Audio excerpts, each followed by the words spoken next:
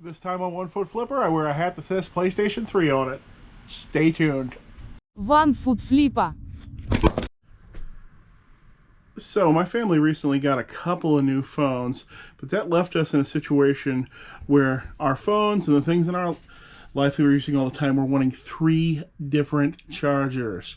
My daughter was having issues with this, my wife was having issues with this, and luckily, viewer Lillian from Interval noticed in my videos me complaining about the new phones, and she reached out to me and sent me one of their USB chargers here. That it's one of those no touch, no wire chargers. See, just put the phone right on it and it'll start charging up. And this one's got position for phone, for Apple Watch, and for the earbuds. We only have the phones, but you can get 2 phones on at a time charging, so that works great. I've got a link below down in the comments to get 10% off of this. And hey, thank you so much for reaching out to us, Lillian. So Saturday, went out with Meta Bubbles. We did a 7-hour sourcing day, so 14 man hours. Drove 135 miles, and at first I thought I actually lost money on the day. It did not seem good at first. It looked like I had roughly $100 worth of merchandise that I spent $35 on.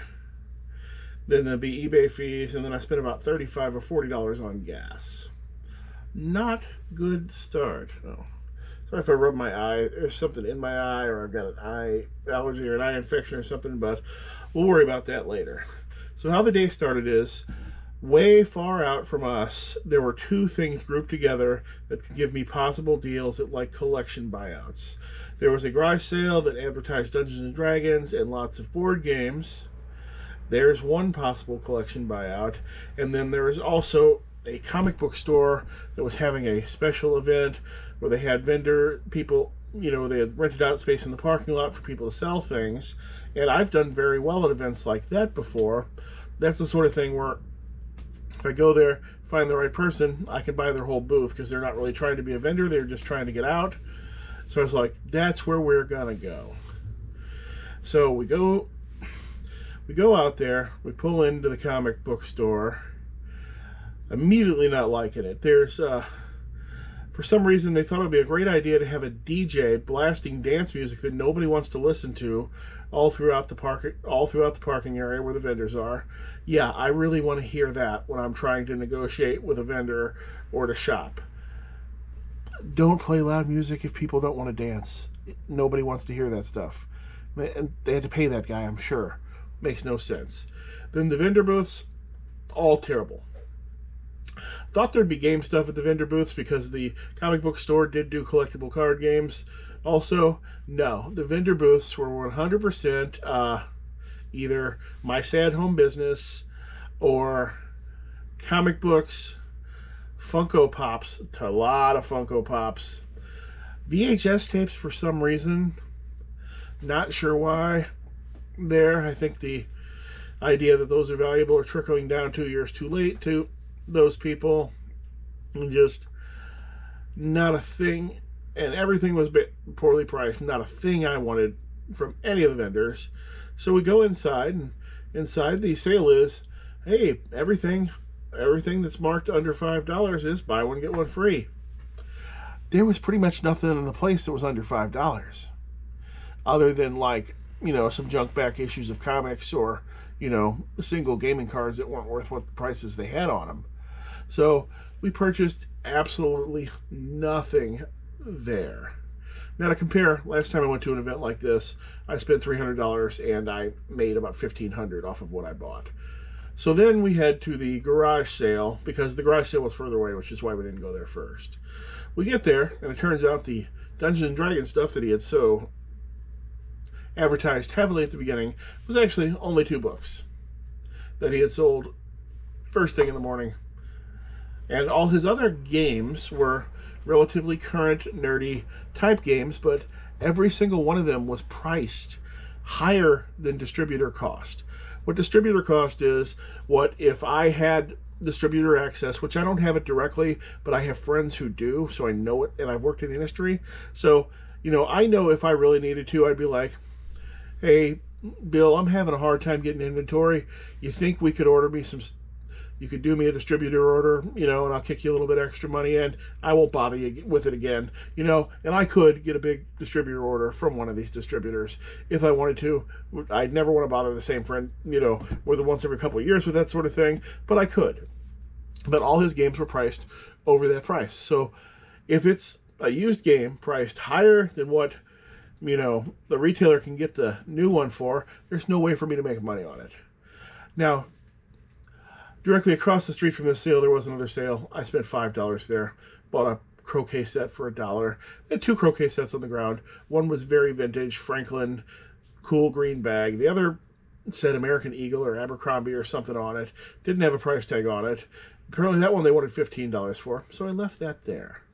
And I think I bought like a Mario t-shirt and just a couple of small things. Then we were out of there.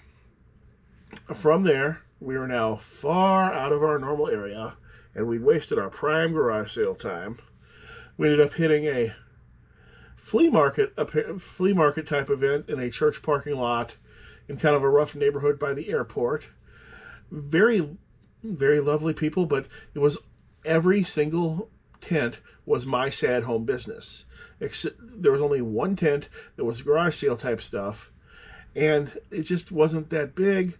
The only hopeful stuff they had there was a bunch of DVDs at $1, not DVDs, CDs at $1 each. There was some good rap and R&B, but I don't know it good enough to know which ones to buy, and I'm not going to sit there and look them up in front of the people. Not when there's 50 different ones that I'd have to look up, and I'm not going to buy them blind. So we go out of there with nothing to waste a good half hour trying to find a sale where the person put their street name but not their address, and this street broke into multiple sections that did not connect with each other. We found that one, despite it being a name your own price sale and then listing all these collectibles they supposedly had, was also garbage. By that time it was getting close to lunchtime, so we went to McDonald's, only win of the day, used the app. I managed to spend only $5.50. I think Metabubble spent $1 more than me. And then we hit Miniature Market. They usually have a clearance section. Every time I go there, I buy everything in their clearance section that's $1 or less. I usually end up winning on that. Spent $10.80 there. I will eventually wring probably, well, at least more money than that out of it. I'll say that. How good that stuff works is very random. And then where did we go from there? All right, and finally we just kind of slowed things down and waited for the Goodwill bins to open back up. We hit there. My worst Goodwill bins, especially 2-person experience there ever,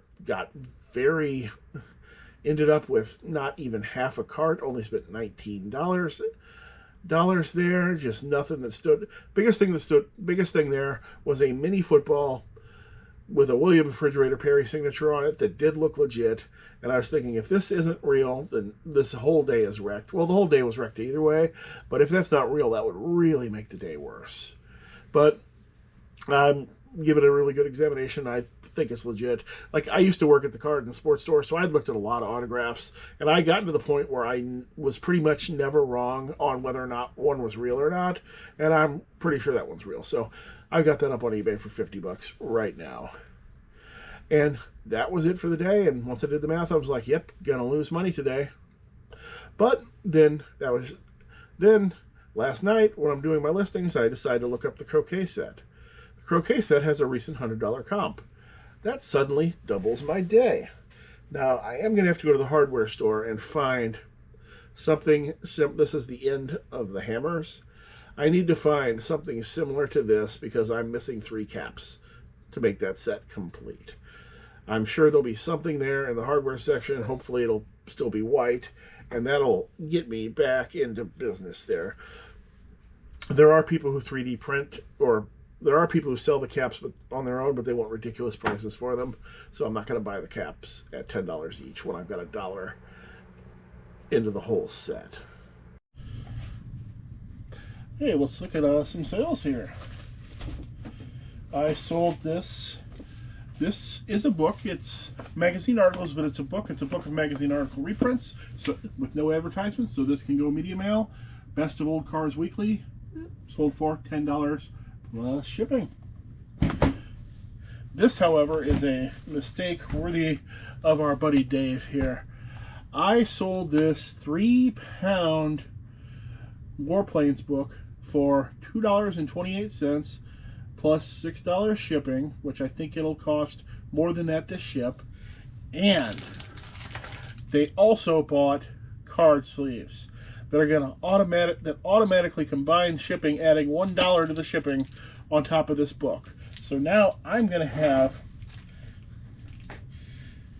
a 4-pound package going out that can't be media mail, and I only got $7 for the shipping on it, and the items only added up to $7. So that is awesome on my part.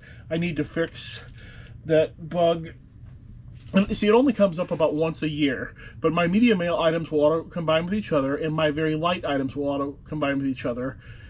And because of the way I set it up, my media mail items will also auto combine with my other light items, but nobody ever does that. It's only come up like 3 times in 4 years.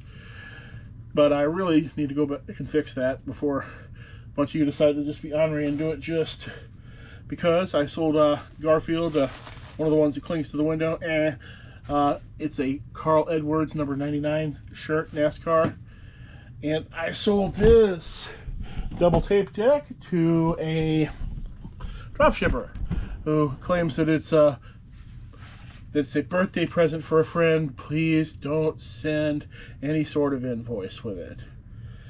So I'm actually glad that Stereo's going to a drop shipper. That way, if anything's wrong with it, I'm probably not actually going to end up with a return if it breaks on the way or the person doesn't like it. Went out to the bins again the next day. Total different experience. Went by myself at the time, spent $60-something. I got a $100 vacuum that I asked them to price separately, and they put $8 on it. It's a Hoover Model 1 or Vision 1 or something, I don't know, something late 70s, early 80s. I've got to just need to do one little tweak to it. I've got to, at the hardware store, I've got to get a nylon bolt to replace one that's stripped out on it. Otherwise, I did all the basic repairs on it already. Basically, what was wrong with it and why it probably got donated is there was a couple of little clips that are supposed to clip the plastic bottom onto it, and they instead had gotten mangled into the drive system that pushes the wheels because it's power wheels, and they're keeping the wheels from moving. And I fixed all that, and now that thing is ready to go and should get me $100 and just a whole bunch of other good items. So yesterday, Sunday, in 1.5 hours of sourcing by myself, I got around $500 worth of stuff instead of 14 man hours on Saturday where I got 100, or now it's 200 now that I've got the croquet set.